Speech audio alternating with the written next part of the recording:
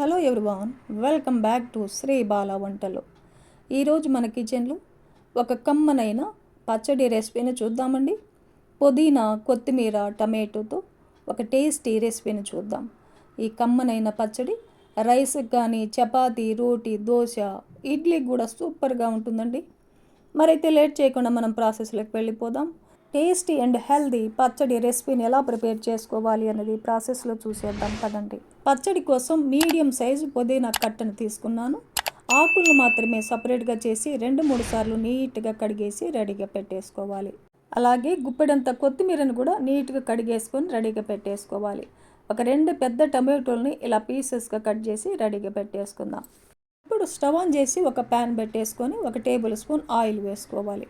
Oil heat ఎక్కిన తర్వాత 1/2 table spoon మెంతులు, 1 టేబుల్ స్పూన్ శనగబేడలు, 1 టేబుల్ స్పూన్ మినపగుళ్ళు, 1 టేబుల్ స్పూన్ ధనియాలు, 1/2 టేబుల్ స్పూన్ జీలకర్ర, 1/2 టేబుల్ స్పూన్ ఆవాలను వేసేసుకొని ఇవన్నీ కూడా మీడియం ఫ్లేమ్లో దోరగా వేయించుకోవాలి. చూడండి, ఇవన్నీ కూడా ఇలా ఫ్రై చేసుకున్నాక 1 టేబుల్ స్పూన్ నువ్వులను వేసేసుకొని వేయించుకుందాం. నువ్వులు చివర వేసుకోవాలి. నువ్వులు చాలా తక్కువ టైంలో వేగిపోతాయి కదండి. నువ్వులు కూడా వేగిన తర్వాత మన టేస్ట్ తగినట్టుగా పచ్చిమిర్చిని యాడ్ చేసుకోవాలి. ఒక 5-6 వెల్లుల్లిపాయలని పొట్టు తీసేసి వేసేసుకొని ఫ్రై చేసుకుందాం. చూడండి, ఇవన్నీ కూడా ఇలా బాగా వేయించేసుకొని సపరేట్గా మిక్సీ జార్లో తీసేసుకుందాం. మళ్ళీ అదే ప్యాన్లో ఇంకొక టేబుల్ స్పూన్ ఆయిల్ వేసేసుకొని రెడీగా పెట్టుకున్న పుదీనా ఆకుల్ని, కొత్తిమీరని కూడా వేసేసుకొని ఫ్రై చేసుకోవాలి. కొత్తిమీర, పుదీనా ఇలా ఫ్రై చేసుకున్నాక కట్ చేసి పెట్టుకున్న టమాటోలను వేసేసుకోవాలి. టమాటోలలో ఉన్న పులుపే సరిపోదండి, ఇంకొంచెం చింతపండును కూడా వేసేసుకోవాలి. టేస్ట్కి సరిపడా సాల్ట్ను వేసేసుకొని ఒక 1/2 టేబుల్ స్పూన్ పసుపును కూడా వేసేసుకొని కలిపేసుకుందాం.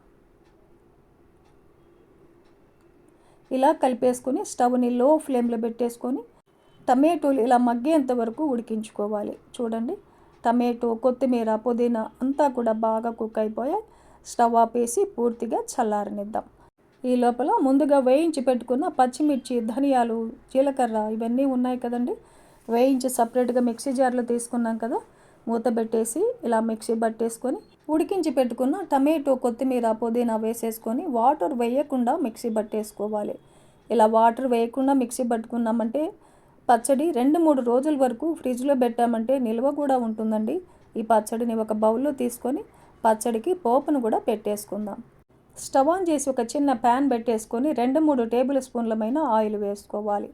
ఆయిల్ హీట్ ఎక్కిన తర్వాత 1/2 టేబుల్ స్పూన్ ఆవాలు, 1/2 టేబుల్ స్పూన్ జీలకర్ర, 1/2 టేబుల్ స్పూన్ శనగబేడలు, 1/2 టేబుల్ స్పూన్ మినపగుళ్ళు, ఒక 2-3 ఎండుమిర్చిని వేసేసుకొని వేయించుకున్న తర్వాత 5-6 వెల్లుల్లిపాయలని కొంచెం అలా కచ్చాపచ్చాగా దంచేసి వేసేసుకొని కొద్దిగా ఫ్రెష్ కరివేపాకుని, ఒక 1/2 టేబుల్ స్పూన్ ఇంగువను కూడా వేసేసుకొని ఈ పోపునంతా బాగా వేయించుకోవాలి.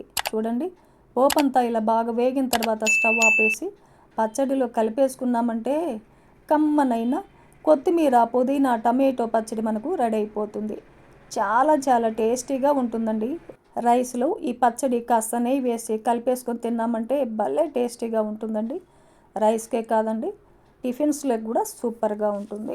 మరెందుకంటే ఆలస్యం, ఈ ప్రాసెస్లో ఈ కమ్మనైన పచ్చడిని మీరు కూడా ఇంట్లో ప్రిపేర్ చేసి ఫ్యామిలీతో టేస్ట్ చేయండి. ఈ రెసిపీ మీకు నచ్చితే తప్పకుండా లైక్ చేయండి, షేర్ చేయండి, సబ్స్క్రైబ్ చేయండి. థ్యాంక్ యూ అండి. Thanks for watching.